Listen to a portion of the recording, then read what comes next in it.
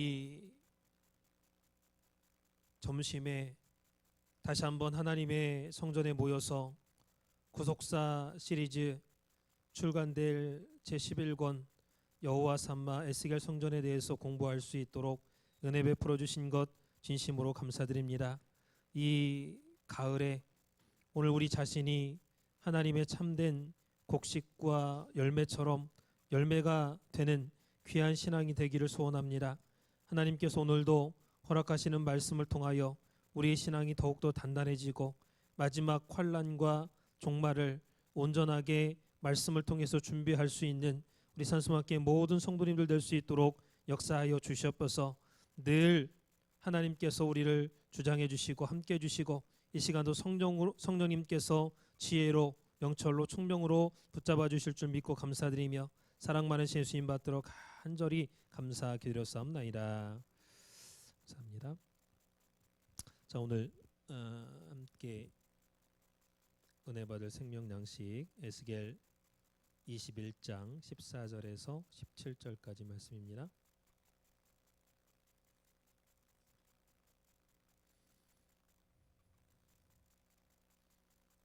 에스겔 구속사 18번째 칼을 3번 휘두르라 행동 예언에 대해서 지금 계속 공부하고 있는데 에스겔 21장 14절에서 17절까지 말씀 한번 같이 공독하도록 하겠습니다. 자, 14절 말씀 펴섰으면 한 목소리로 같이 읽겠습니다. 시작. 그러므로 인자야 너는 예언하며 손을 저 칼로 3번 거듭 씌우게 하라. 이 칼은 중상케 하는 칼이라. 밀실에 들어가서 대인을 중상케 하는 칼이로다. 내가 그들로 낙담하여 많이 엎드려지게 하려고 그 모든 성문을 향하여 번쩍번쩍하는 칼을 베풀었도다. 오호라 그 칼이 번개 같고 사륙을 위하여 날카로웠도다.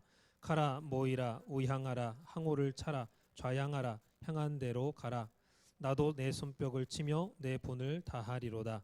나 여호와의 말이니라. 아멘.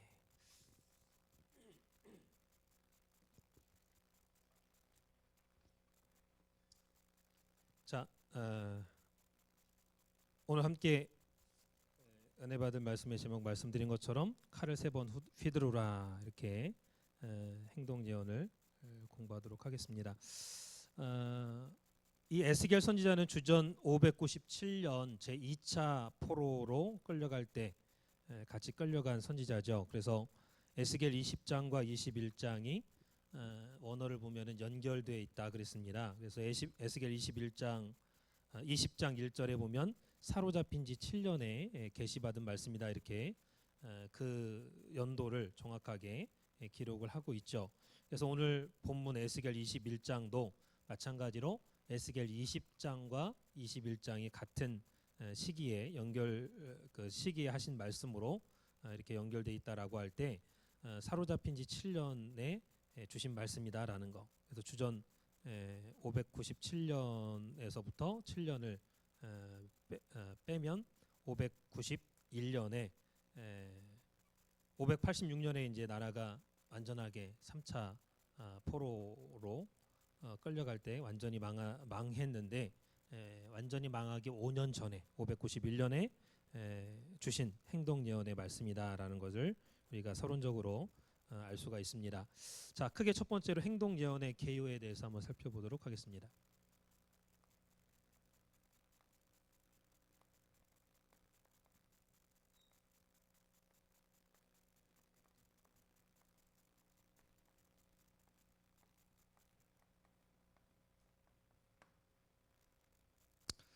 자, 이 행동 예언이라는 것은 말로써 예언을 하고 전달을 하면 깨닫지 못하기 때문에 이 에스겔 선지자에게 이상한 행동을 통해서 행동으로 예언을 증거하게끔 이렇게 하나님께서 베푸신 게 바로 행동 예언인데 마치 이제 충격을 주는 거죠. 아, 저 사람 왜 저럴까? 저 미친 거 아닌가? 그 이상한 행동을 하게끔 그 이상한 행동으로 해서 깊이 생각해보고 왜 저런 행동을 할까? 하나님이 어떠한 말씀을 하셨기에 저렇게 행동할까? 이러한 생각을 품게끔 하는 게 바로 행동 예언이다 그랬죠. 자, 행동 예언의 개요 첫 번째는 손뼉을 치라 그랬습니다.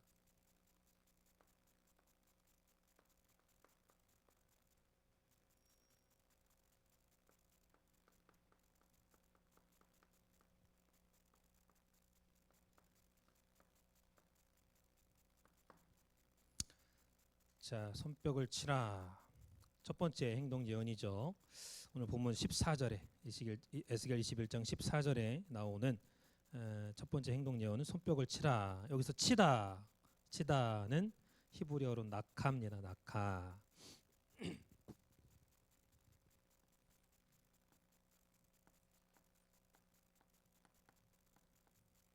아주 그냥 세게 치는 거예요.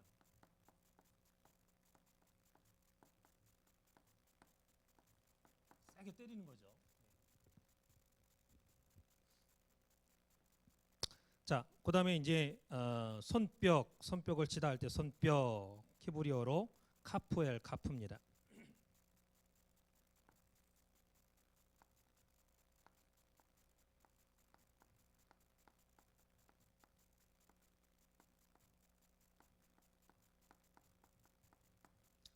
카프는 손이고요. L은 위, 뭐뭐 위. 그러니까 손 위의 손, 손 위의 손이라는 뜻이죠. 손 위의 손으로 낙하 치라, 세게 쳐라 그런 뜻이에요. 그래서 자기가 자기 손을 손뼉을 그냥 우리가 손뼉 치다 하면 그냥 이렇게 손뼉 치는 걸로 생각하는데 자기가 자기 손을 세게 때리는 걸 말해요. 손뼉 쳐라라는 얘기가 원어를 볼 때 자기가 자기 손을 그러니까 미친 사람이 아니면 자기가 자기 몸이나 손을 치겠어요? 자기가 자기 막 푹 이렇게 치는 거예요. 자기 손바닥 손을 세게 때리는 거예요. 아플 정도로. 자, 그다음에 두 번째는 칼을 3번 휘두르라 그랬죠. 성경령 두 번째 칼을 3번 휘두르라.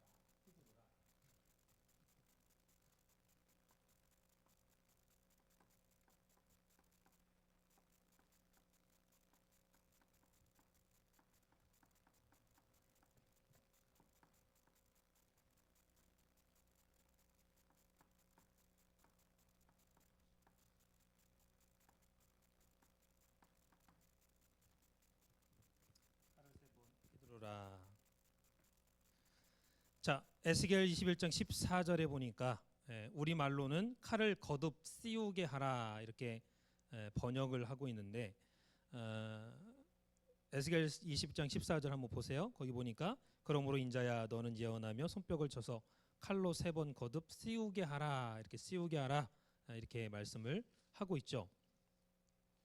그래서 여기 거듭 3번 거듭 씌우게 하라라는 것은 히브리어로 가팔 반복하다 겹치다 그런 뜻입니다.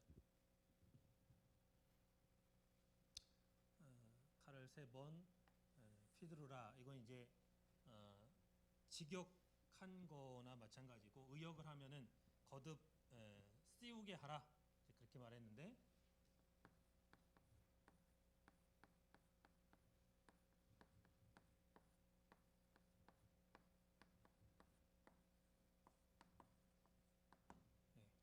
거듭 씌우다는 말은 카팔 반복하다.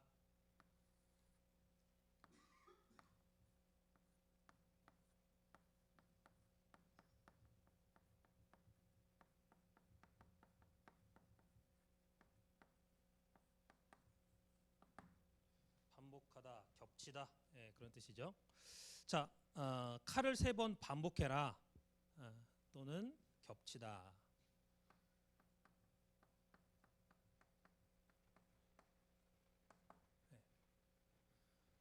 그러니까 칼을 들고 이렇게 휘두를 거 아니에요. 죽이려고 목을 치려고 이렇게 휘두를 거 아니에요. 휘두를 때 3번 휘두르라는 거예요. 겹쳐서 이렇게 3번 휘두르라는 거예요. 쳐서 죽이잖아요. 이렇게 3번 휘두르라는 거예요. 반복해서. 그래서 우리도 자 먼저 요거 아까 설명이 다 안 끝났어요. 요거 잠깐 먼저 설명할게요. 이게 손바닥, 그러니까 손을 치라 할 때 세게 때리라 그런 뜻인데 하나님의 진노의 표현입니다. 하나님의 진노의 표현. 그래서 우리도 화가 나면 열받으면 뭐를 세게 이렇게 던지거나 뭐 치거나 하잖아요. 마찬가지로 한 손으로 다른 손을 세게 치는 것은 하나님의 진노를 표현하는 방법이죠. 그래서 하나님께서 에스겔 선지자에게 손바닥을 세게 치라 이렇게 지금 그렇게 행동하라 행동 예언을 말씀하신 거예요. 왜 그랬느냐? 에스겔 21장 17절에 나도 내 손뼉을 치며 내 분을 다하리로다 나 여호와의 말이니라. 이게 무슨 말이냐? 하나님도 하나님의 손을 친다는 거예요. 하나님의 손을 진노하시면 열 받으시면 자기가 막 열 받으면 막 자기 손을 이렇게 치듯이 하나님도 하나님의 손을 친다.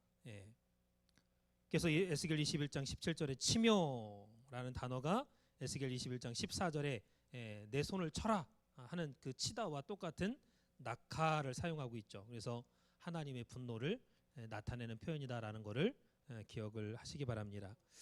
자, 그다음에 두 번째 칼을 3번 휘두르라 거듭 씌우게 하라. 우리말 성경에는 거듭 씌우게 하라 그랬는데 요거를 직역해서 표현하면 3번 휘두르라 그 뜻인데 이 단어 그 원어에 보면 반복하다, 겹치다 그런 뜻이라고 했어요. 그래서 중요한 것은요 3번 그냥 한 번 휘두르는 게 아니라 3번 휘두르는 것. 그래서 3번이라는 것은 어떤 일의 최상의 표현을 뜻합니다. 그래서 원래 히브리 용법에 보면 어떤 행동을 3번 반복할 때 가장 최상급의 표현이에요. 그게. 그래서 손을 다른 손 위에 세게 내려치고 칼을 3번 거듭 휘두르라 이렇게 명령을 하실 때 사람이 볼 땐 이상하지만 하나님께서 이상한 행동을 하라 미친 사람처럼 행동하라 이렇게 말씀을 하고 있다라는 거죠. 그래서 이 3번의 중요한 의미가 있습니다. 그래서 이것은 잔인한 사륙을 하겠다라는 의미죠.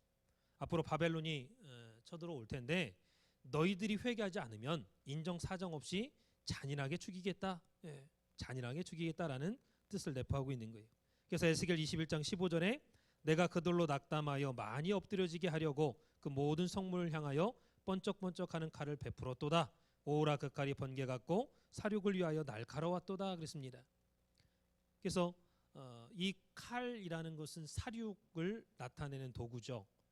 사람을 무자비하게 잔인하게 죽이는 도구입니다. 그래서 하나님께서 내가 너희들이 아무리 말을 해도 듣지 않기 때문에 내가 내 분을 쏟아서 너희들을 치겠다. 잔인한 칼로 3번 반복해서 너희들을 인정사정 없이 무자비하게 죽이겠다라는 내용을 에스겔 선지자를 통해서 전달하라는 거예요. 행동으로. 그러니까 3번 이렇게 치라는 거예요. 죽일 듯이 그냥 이렇게 휘두르라는 거예요.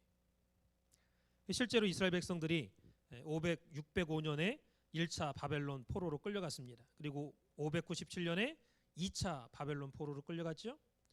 그리고 3번 칼을 휘두르는 것처럼 3차로 너희가 끌려갈 거야. 지금은 이제 2차로 끌려가 가지고 아직 3차가 되기 5년 전이잖아요.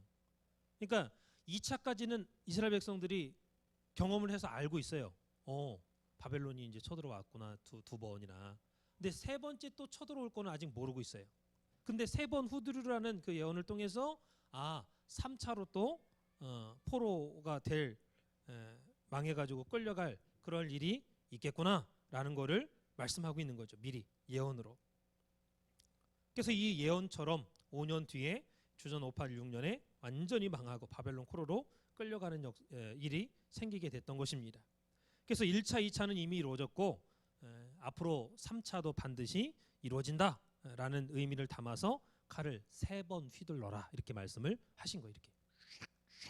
이렇게.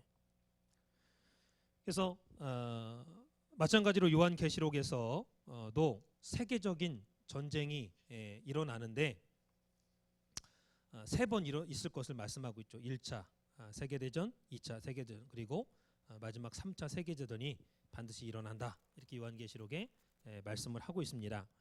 무자비한 사륙이 일어난다라는 때가 있다라는 거예요. 그래서 그 사륙이 일어나는 것은 요한계시록을 자세히 살펴보면 6번째 나팔 재앙 때 수많은 사람들이 죽어나갈 것을 말씀하고 있습니다. 이 6번째 나팔 재앙 때 얼마가 죽느냐, 얼마가 큰 전쟁이 일어나느냐, 2만만, 2만에다가 또 만을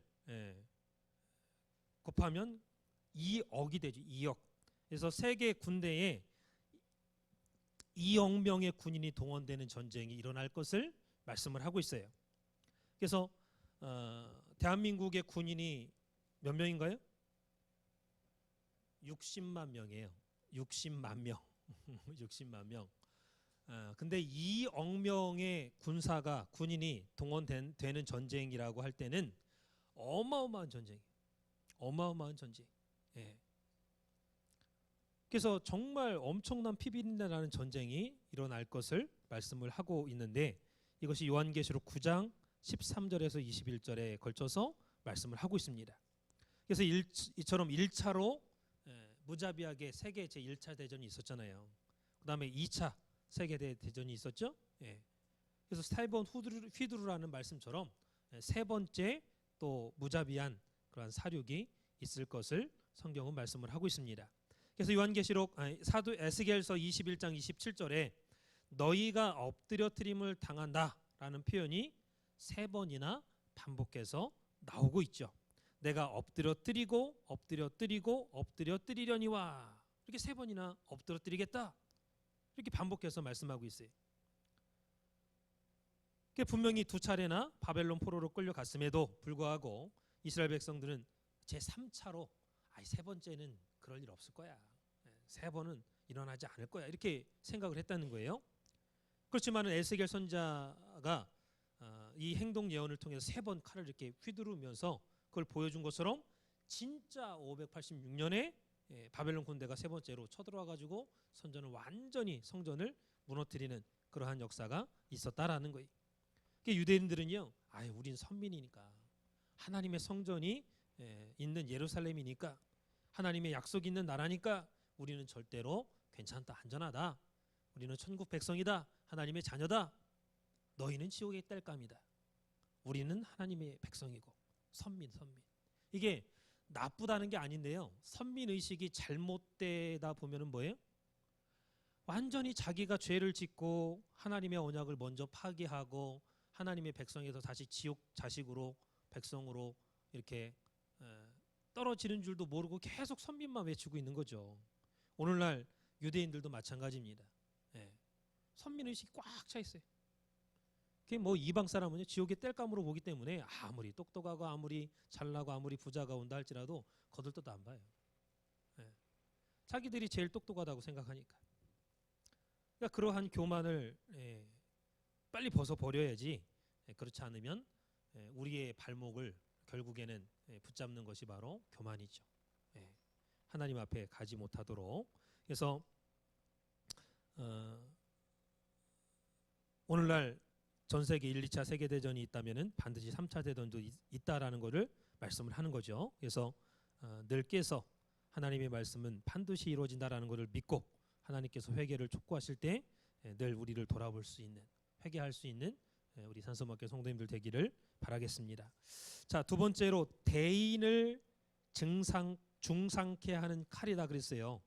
대인을 중상케 하는 칼이다. 자, 첫 번째는 세 번 휘두르는 칼이, 그러니까 칼을 세 번 휘두르라, 이렇게 말씀을 했는데, 첫 번째는 세 번 휘두르라, 이렇게 세 번에 대해서 강조를 해서 말씀을 드렸고요.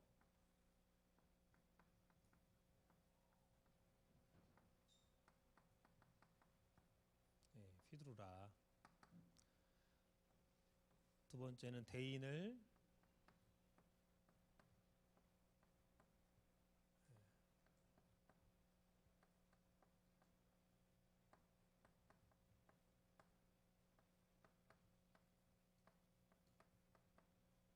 세 번 휘두르는 칼이다라는 거고요.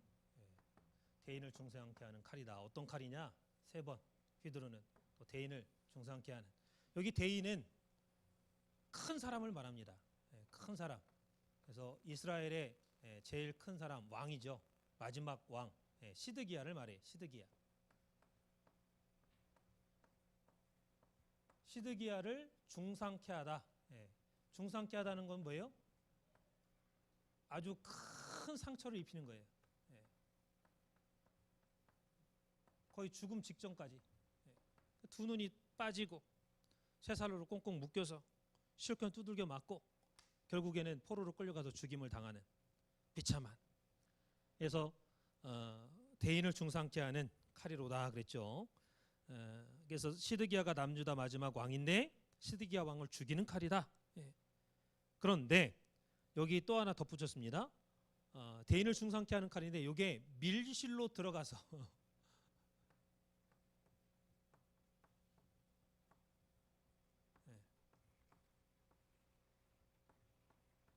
밀실로 들어가서 중상케 하는. 예.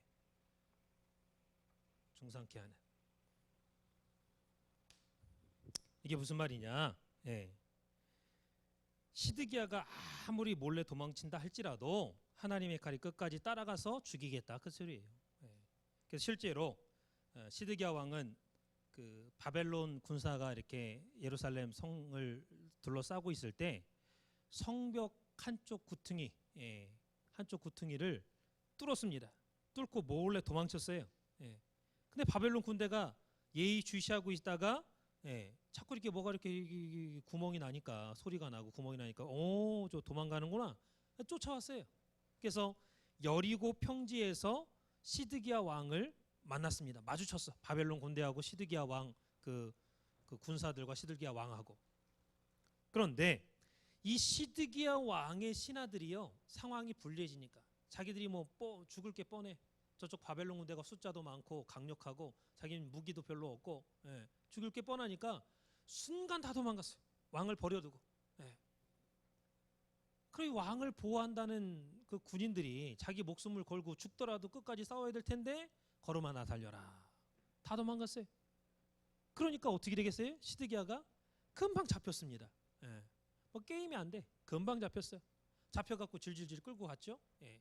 림나 야전 사령부에 가가지고 그 야전 사령관 앞에서 먼저 자기 두 아들을 잡아다가 처참하게 목이 땡가당 잘려 죽이는 거 봤죠.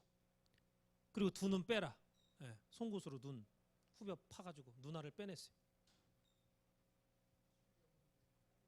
예, 김정은도 그렇게 되겠죠. 네.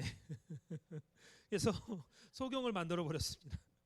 대인을 중상케 하는 칼인데 밀실로 쫓아가서 끝까지 들어가서 중상케 하는 죽이는 그런 칼.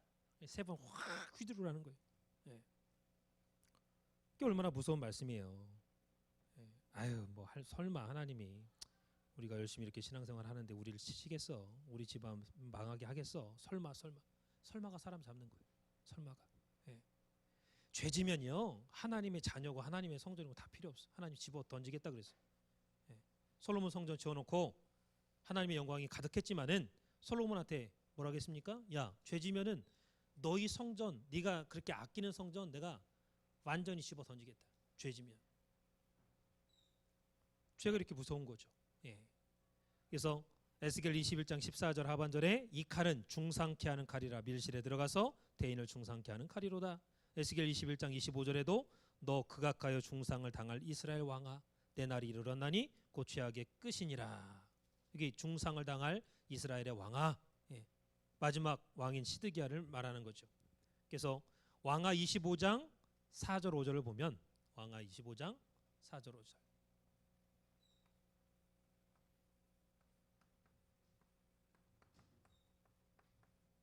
마지막 시드기야가 어떻게 잡히고 어떻게 두 눈이 뽑히는가 하는 것을 자세하게 말씀을 하고 있습니다. 자, 세 번째는 모든 성문을 향하여 번쩍번쩍하는 칼이로다 그랬죠. 21장 15절에 모든 성문을 향하여 번쩍번쩍하는 칼이로다.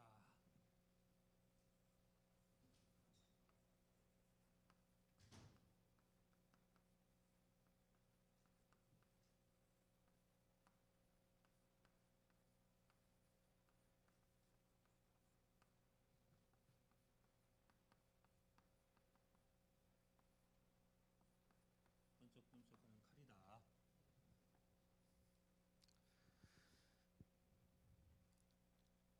자, 원래 옛날에는요 다 성으로 돼 있었잖아요. 근데 성에 메인 게이트 정문이 있어요. 성에 큰 문이 있는데 이 성문을 히브리어로 샤르랍니다. 샤르. 근데 이 성문이 조그만 쪽문이 아니라 메인 중심 성문이 무너지면 성 전체가 정복당하는 거나 마찬가지죠. 그래서 성문을 향하여 번쩍번쩍하는 칼이다라는 것은 그 성 전체를 다 번쩍번쩍하는 칼로 다 사륙하겠다, 다 죽이겠다 그런 얘기. 그래서 모든 성문을 향해서 번쩍번쩍하는 칼이다라는 것은 남유다 모든 지역이 빠짐없이 바벨론의 공격을 받아서 무너질 것이다. 하나님의 심판에는 예외가 없다라는 것을 나타내고 있는 말씀이.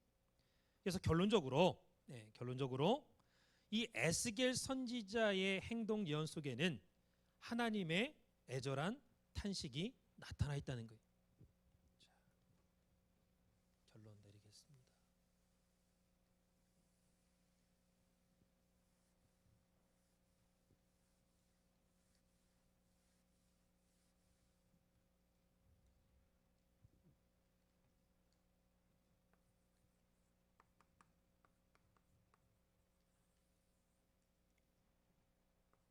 에스겔 선지자의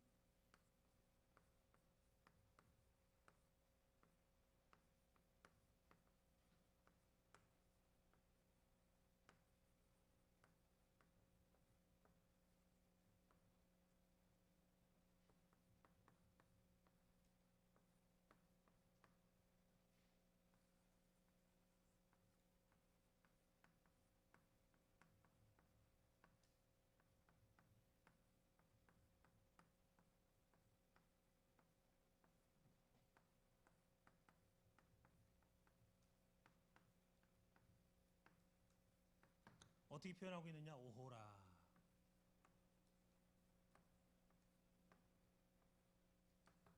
오호라 이렇게 말씀을 하고 있죠. 자, 에스겔 21장 15절 한번 보세요. 에스겔 21장 15절.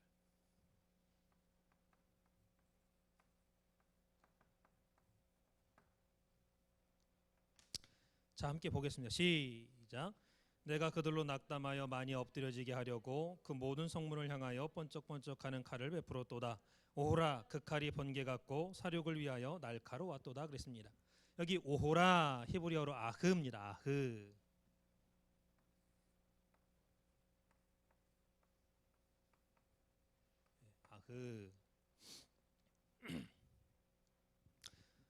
구약 성경에 딱 두 번 에스겔 21장 15절하고 에스겔 6장 11절에 사용이 되고 있습니다.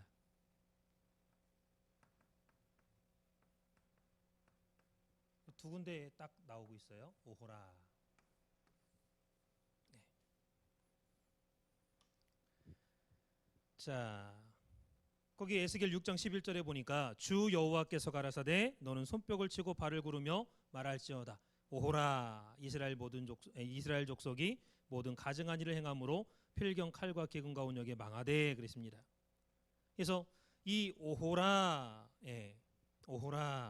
하나님의 안타까움을 담은 표현이에요. 그래서 지금 이스라엘 백성은 자기 백성이에요. 하나님 자기 백성입니다. 그래서 오늘 우리도 자기 것이다 그러면 아끼죠. 내 차다, 내 가방이다, 내 집이다, 내 성경책이다 아낍니다. 자기 거면. 하나님도 자기 백성 이스라엘 백성을 아끼시는 분이에요. 그런데 자기 백성이지만 바벨론 포로로 끌려가서 망하게 할 수밖에 없는 그 심정을 오호라 속에 담고 있는 거예요. 너무나 안타까운 거죠. 오호라라는 단어로 표현한 거예요. 자기 백성이 가증한 악을 행하였기 때문에 어쩔 수 없이 자기 백성을 심판할 수밖에 없는 하나님의 안타까운 심정을 오호라 이렇게 표현을 한 거예요. 그래서 그냥 내비두면 어떻게 해요? 죄로 말미암아 다 망해, 깨끗 죽을 수밖에 없어. 빨리 회개시키려면은 깨닫게 해야 돼. 바벨론을 통해서 꼬르르 끌려가게 하고 환난 당하게 하고. 여러분들도 애들 이제 자녀들 회초리로 때릴 때가 있잖아요. 부모 말 안 들으면은 얼마나 마음이 아프겠어요. 때릴 때. 그 순간에 부모의 마음이 너무 아프죠. 마찬가지로 자기 백성, 자기 성전, 자기 땅을 완전히 불태워버리고 폐허로 만들어갖고 없애버리고 남의 나라로 포로로 끌려가게 하는 그러한 하나님의 애절하고 아픈 심정을 오호라 이 단어에 지금 표현을 하고 있다라는 것입니다. 그래서 오늘 우리가 이런 하나님의 마음을 조금이라도 헤아린다면 가증한 악을 행하는 백성이 되지 말고 하나님을 기쁘시게 하는 자기 백성이 되어야 된다라는 것을 기억하시기 바랍니다. 그래서 하나님께서 사랑하시는 자를 징계한다 그랬죠. 히브리 12장 6절 보면 사랑하기 때문에 어쩔 수 없이 바벨론으로 보내야만 하는 하나님의 심정을 담는 단어다라는 거. 자, 그다음에 두 번째로 하나님의 진노가 쏟아질 때 하나님의 안식이 이루어진다 그랬습니다. 하나님의 진노가 쏟아질 때 하나님의 안식이 이루어진다. 이게 첫 번째고요. 두 번째는 하나님의 진노가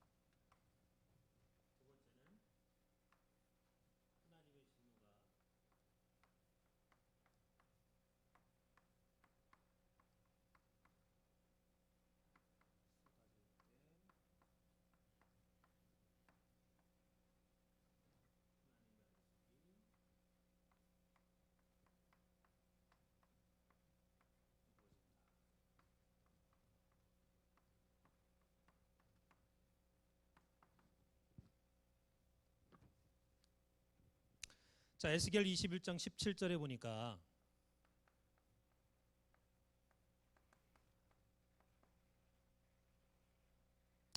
나도 내 손뼉을 치며 내 분을 다하리로다 나 여호와의 말이니라 그랬습니다. 내 분을 다하리로다라는 것을 우리말 성경에는 내 분이 수그러질 것이다 이렇게 번역을 하고 있는데 새 번역 그 성경에 보면요. 그래서 이 히브리 원문을 보면 이 단어가 누아흐입니다. 누아흐. 내 분을 다하리로다. 내 분을 다하리로다 할 때 이게 단어가 히브리어로 누아흐예요.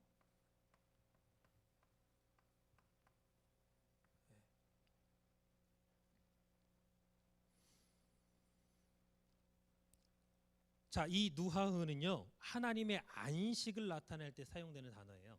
하나님의 안식.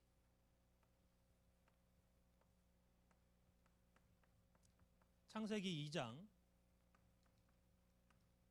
1절에서 3절 보면은 하나님이 엿새 동안 천지 우주 만물을 지으시고 일곱째 날에 안식하며 쉬니라. 안식하다 이렇게 말씀하고 있죠. 그때 그 안식학, 요 안식이 누아흐입니다.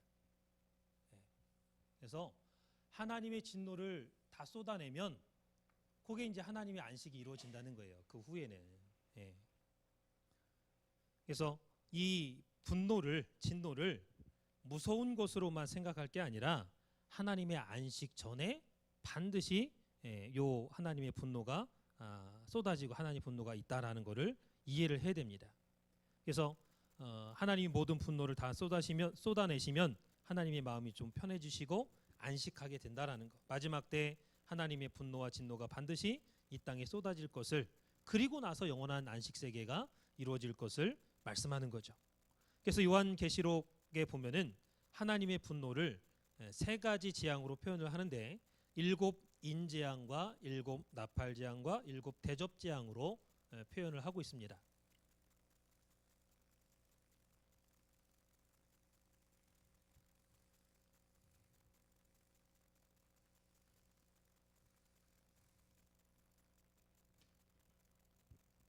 하나님의 진노를 요한계시록에서는 7 인재앙, 그 다음에 7 나팔재앙,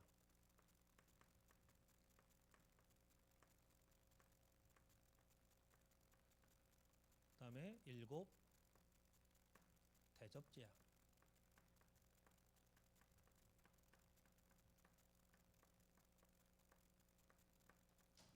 이 세 가지로 표현을 하고 있죠. 자, 그런데 이 7 대접재앙이 마지막 진노의 재앙이다 그랬습니다. 요한계시록 15장 1절이나 7절에 보면 요한계시록 15장 1절에 보면 또 하늘에 크고 이상한 다른 이적을 보임에 일곱 천사가 일곱 재앙을 가졌으니 곧 마지막 재앙이라 하나님의 진노가 이것으로 마치리로다 그랬습니다. 그래서 일곱 인재앙이 있고 나팔재앙이 있고 대접재앙이 있는데 요 세 가지 재앙 중에 마지막 재앙은 일곱 대접재앙이다라는 거예요. 일곱 대접재앙이다. 그래서 요한계시록 15장 7절에도 내 생물 중에 하나가 세세에 계신 하나님의 진노를 가득 담은 금대접 일곱을 그 일곱 천사에게 주니, 그러니까 일곱 대접재앙을 지금 말씀하고 있는 거죠. 요한계시록 15장 7절에서. 그러므로 이 일곱 대접은 하나님의 마지막 진노가 쏟아지는 재앙인데 이 진노가 누구한테 쏟아지느냐? 진노를 당하는 사람들은요, 진노의 포도주를 마신다 그랬어요. 진노의 포도주를 마신다. 그리고 진노의 포도주 때문에 심판을 받는다 그랬습니다. 그래서 이 진노의 포도주라는 말이 요한계시록에 보면 6번이 나옵니다. 진노의 포도주.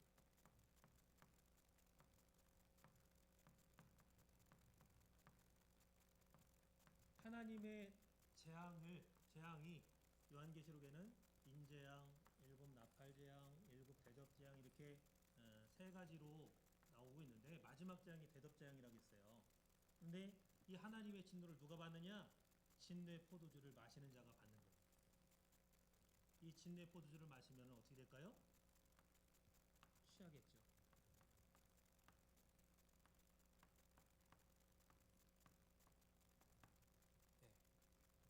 그래서 이 진노의 포도주란 말이 6번이 나오는데 요한계시록 14장 8절과 또 10절과 19절, 그다음에 16장 19절, 그다음에 18장 3절, 19장 15절, 14장 8절, 10절, 19절, 그다음에 16장 19절, 18장 3절, 19장 15절 이렇게 6번이 나오는데 이 하나님의 진노가 쏟아짐에 진노의 포도주가 쏟아진다라는 표현이에요. 그렇다면은 성경은 왜 하나님의 진노를 진노의 포도주로 표현을 했느냐? 포도주를 마시면요 사람이 취하잖아요. 마찬가지로 하나님의 진노를 받는 사람은 세상에 취해 있는 사람이라는 거예요. 세상에 취해 있는 사람. 세상에 취해 있는 사람들은 반드시 하나님의 진노를 당하게 돼 있다라는 것을 말씀하고 있어요. 그래서 진노의 포도주라고 표현한 것은 포도주를 맞으면 취하듯이 세상에 취해 있는 사람들.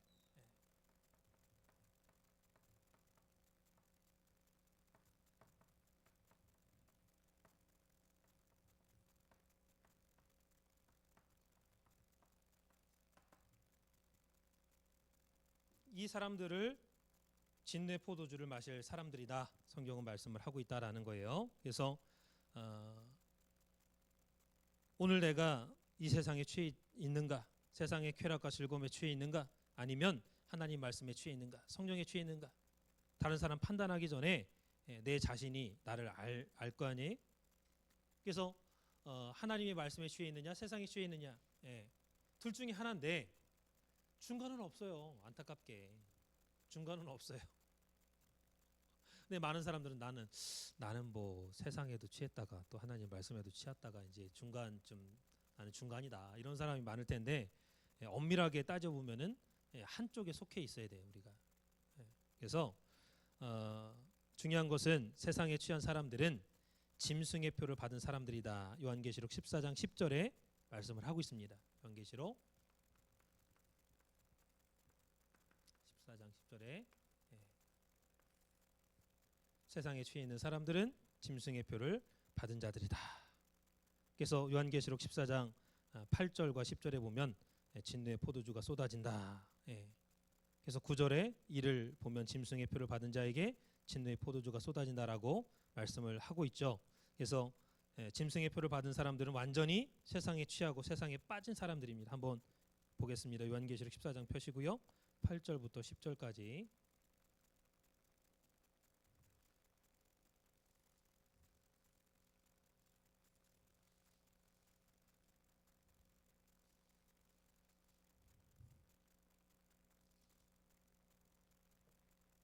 (8절부터) 시작.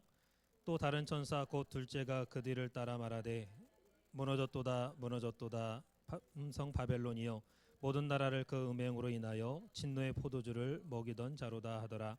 또 다른 천사 곧 셋째가 그 뒤를 따라 큰 음성으로 가로되 만일 누구든지 짐승과 그의 우상에게 경배하고 이마에나 손에 표를 받으면 그도 하나님의 진노의 포도주를 마시리니 그 진노의 잔에 섞인 것이 없이 부은 포도주라. 거룩한 천사들 앞과 어린 양 앞에서 불과 유황과 고난을 받으리니. 불과 유황으로 고난을 받으리니. 그래서 무너졌도다 무너졌도다 큰 성 바벨론이여 모든 나라를 음행으로 인하여 진노의 포도주로 먹이던 자로다. 여기 큰 성 바벨론은 마지막 때 이 세상을 말하는 거죠. 바벨론 짬뽕. 그래서 진노의 음행으로 세상 문화가요. 뭐 남자 여자 이렇게 그 음행 이런 거 빼놓으면 뭐 쾌락 이런 거 빼면은 뭐 이렇게 없잖아요. 그러니까 그 정도로 이 음행이 마지막 때 크게 역사하는데 그게 바로 진노의 포도주를 먹이던 자다 그렇게 표현하고 싶습니다. 진노의 포도주를 먹이던 자다.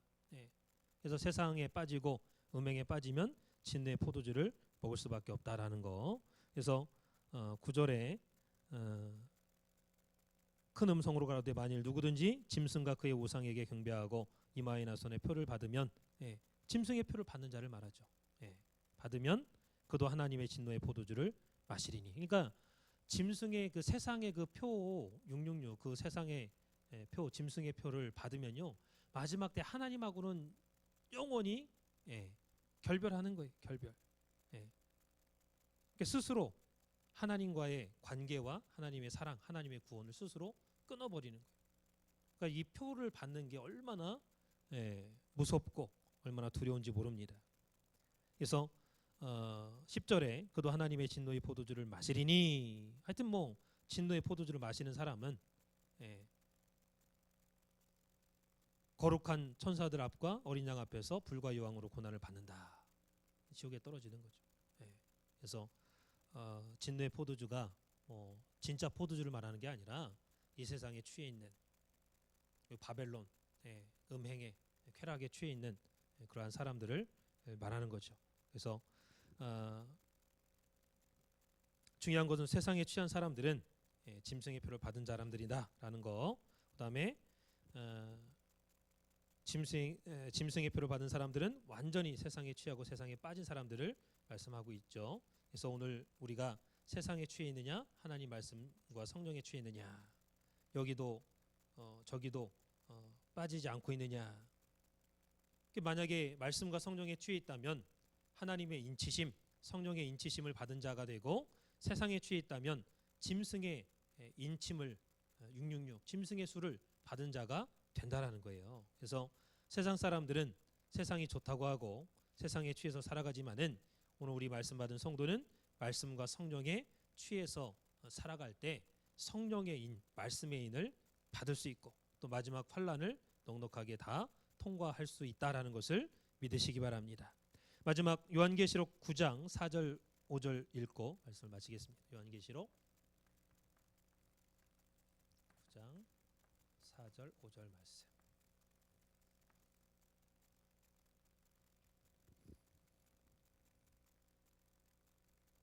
시작. 저희에게 이르시되 땅에 풀이나 푸른 것이나 각종 수목은 해하지 말고 오직 이마에 하나님의 인 맞지 아니한 사람들만 해하라 하시더라. 그러나 그들을 죽이지는 못하게 하시고 5달 동안 괴롭게만 하게 하시는데 그 괴롭게 함은 전갈이 사람을 쏠 때의 괴롭게 함과 같더라. 그러니까 이마에 하나님의 인침을 받지 않은 사람들만 해하라 그랬죠. 그래서 이마는 사상을 나타냅니다. 사상, 생각. 그 머리에 하나님의 사상으로 하나님의 말씀으로 인침을 받은 사람들은 그 완전히 하나님 말씀과 성령에 취해서 사는 사람들이죠. 반대로 세상에 취해서 사는 사람들은 짐승의 표를 받은 사람들이에요. 그래서 5절에 보니까 5개월 황충재앙이 나오죠. 5달 동안 죽고 싶어도 죽지 못하는 엄청난 환난과 재앙이 있을 것을 말씀하고 있어요. 그래서 우리 산소마켓 성도님들은 성령과 말씀으로 취해서 하나님의 인치심을 받음으로 마지막 환난을 통과해서 어린 양과 늘 14만 4천과 함께 시온산에 우뚝 서는 우리 모두가 되시기를 주님의 이름으로 축원을 드리겠습니다. 기도 올리겠습니다. 살아계신 아버지 하나님, 오늘 우리 산수막교회 성도님들 한 분 한 분을 이 시간도 말씀으로 주장해 주시고 감찰해 주시고 권고해 주셔서 오늘 허락하시는 말씀을 통해서 다시 한번 깨우쳐 주심을 진심으로 감사를 드립니다.